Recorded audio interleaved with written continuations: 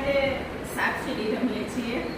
અમારે વેકેશન જેવું છે કે સ્કૂલમાં રહીએ છીએ પણ પરીક્ષા પૂરી થઈ ગઈ છે એટલે અમે બાળક